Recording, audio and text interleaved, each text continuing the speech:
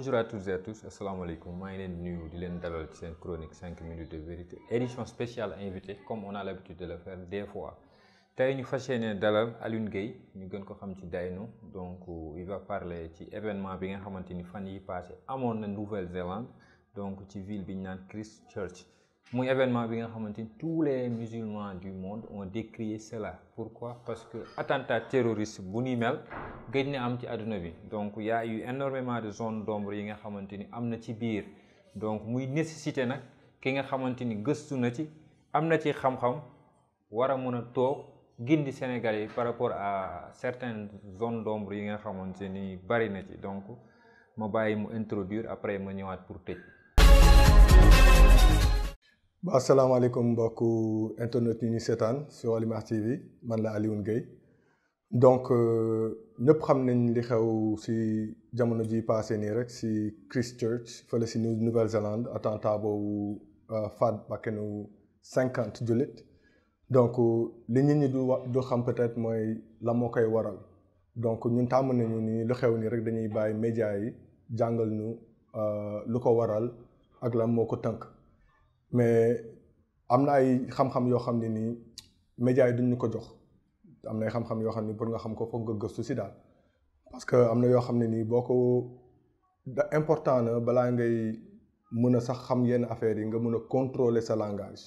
parce que boo seetee boo tàmmee wax si leen ñu tuddee la antisémite wala am na tamit ñu bëri ñu xam li ñu naan théorie du complot loo xam ne dañ koy tapp théorie du complot rek comme ça boo ko waxee rek ñu ne la amul. ndax am na wala amul ndax nekk na wala nekkul loolu du ñu ñoo koy juger li important rek mooy ñu jox leen ko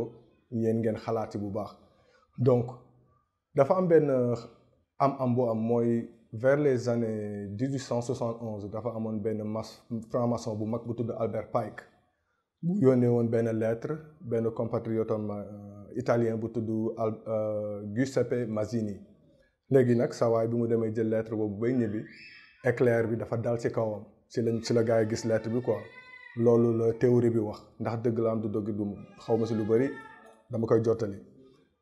lettre boobu nag dafa waxoon plan wu sioniste yi ñu bëgg contrôler àdduna bi ni ñuy fexee ba def 3 guerres mondiales première guerre mondiale bi dañ ne woon si Russie lay amee ak Europe pour génne saar yi nekkoon Russie teg fa communisme gis nañ ñun loolu noonu la fa demee deuxième guerre mondiale bi ñu ne woon c'était pour créer nazisme après détruire nazisme après pour créer état Israël gis nañ ni noonu la fa demee troisième guerre mondiale bi nag dañ ne woon dañuy jéem a créer conflit bu mag entre chrétiens yi ak jullit yi maanaam entre occident bi ak jullit yi léegi pour loolu mun a am foog jullit yi bañ chrétiens yi foog tamit chrétiens yi bañ jullit yi léegi si noonu nga boo jàngatee loolu di nga gis ni xew-xew yu bëri yi am depuis 11 septembre jullit yi dañ leen di tuumaal di leen wax lu metti di si safalkaani ba mu saf si média yi léegi nag bon peut-être ñun en tant que jullit xam nañ ni loolu du suñu islam gëmuñu ko mais ñi nga xam ni ñoom déjà dañu gisoon benn esprit de compétition entre christianité ak islam ñoom day yomb si ñoom ñu gëm ko ma bëgg indi seen attention si ay faits yoo xam ni nag peut-être nit ñi xamuñ ko bu baax mooy bu ngeen seetloo attentat terroriste yu bëri bi ñuy am dafay tombeek le jour même mu amoon ay exercice militaire yuy simuler même attentat boobu muy 11 septembre le 11 septembre aux États-Unis le matin même dafa amoon ay exercice militaire yu doon simuler ay attentat yoo xam ni gars yi dañuy jël avion yi di ko naawal si biir étage yi waaw léegi bu ñu jógee ci 11 septembre yi tamit ñu dem en 2004 bu ngeen fàttali ko fële ci fan la woon sax Espagne bi train bi explosé woon bi train bi di explosé dafa fekkoon juste la veille autant tamit conclure seen exercice ci affaire du terrorisme n'est-ce pas ñu jógee foofu année bi ci topp en 2005 en juillet 2005 am benn attentat terroriste bu amoon fële ci Londres benn bus bu explosé woon ak benn train tamit bu explosé woon bu ñu defoon ay bombe li nit ñi xamul mooy le jour même ci même suba si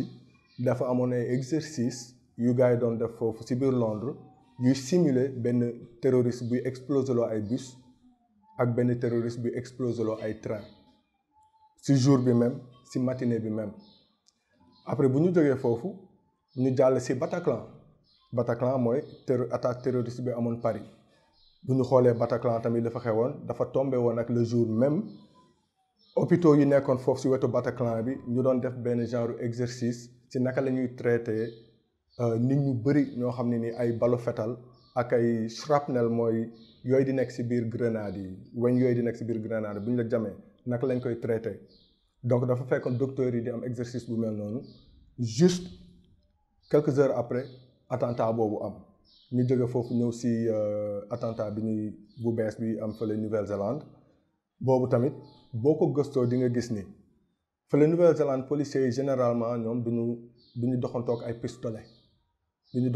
pistolet ay bâton la ñuy yor wala ay taser yoo xam ne nii dalay maas mais du la rey mais bis boobu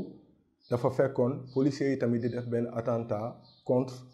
benn exercice buy simuler attentat koo xam ni day yor pistolet rey ñu bëri donc ñoom jour boobu policiers yëpp ñu ngi sol seen ay li policiers yi di sol seen gilet pare-balles yi ku si nekk yor sa pistolet bu mag même jour bi même moment bi attentat boobu am loolu yëpp nag lu muy tekki mais loolu moo xew ci kaw àdduna bi donc ñun tey loolu lañ leen bëggoon indil di leen ko présenter di leen bàyyi ak seen xel di leen ñaan tamit ngeen gëstu comme ni leen télé yi di waxee rek ngeen jàpp ñun bëgguñu lu ñu leen wax ngeen jàpp bëgg nañu lu ñu leen wax ngeen dem gëstu ko ba xam ni noonu la ci kaw loolu tam bëgg naa leeral li waral tubaab yi jékki saa rek bañ jullit yi parce que bu ngeen seetloo du attentat terroriste yu bëri nii yi am biir Europe ak ni ñu xewee ak exercice yi leen accompagner mais dafa fekk tamit parallèlement pour jullit yi mën a bañ chrétiens yi wala mën a bañ tubaab bi boobu ba léegi jóge wuñu ci dëkku jullit yi dafa guerre dafa bomb di rey ay famille yu bëri di leen teg lu diis lu metti natt bu diis sax donc ñaari côté yëpp ñu ngi leen di jéem a tiisal ci kaw loolu tamit boo seetloo Europe seen économie yi temps yi taxawul loolu mais terewul ñu ngi leen di forcer ay migrants yu bëri migrants yoo xam ne ñoom ñëpp ay jullit lañu dëggam de donc ñu ngi créer atmosphère boo xam ni boo ko jàngatee dafay mel ni li ñuy wax ci lettre Mazzini boobu lettre bi Albert Pike yónnee woon Mazzini am na dëgg bu ci nekk daal waaw may ñaan nag ñëpp ñu bàyyi ci loolu xel surtout ñu gëstu ci te bañ a bàyyi jël seen xam-xam ak seen xel denc ko jël seen lépp def ko ci média yi salaam.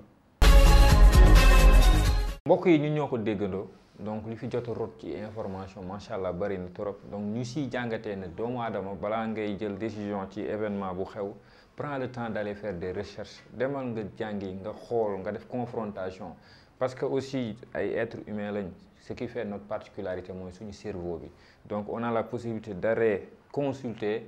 pour xam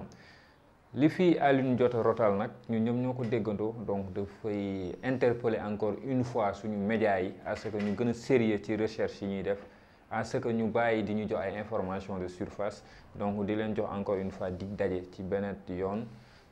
mun ngeen abonné ci suñu chaîne YouTube Alimar TV et vous pouvez aussi bës cloche bi comme ça à chaque fois notification bu bees bu ñëwee ngeen jotti wala ngeen dem www.seneinfo.com merci beaucoup à la prochaine.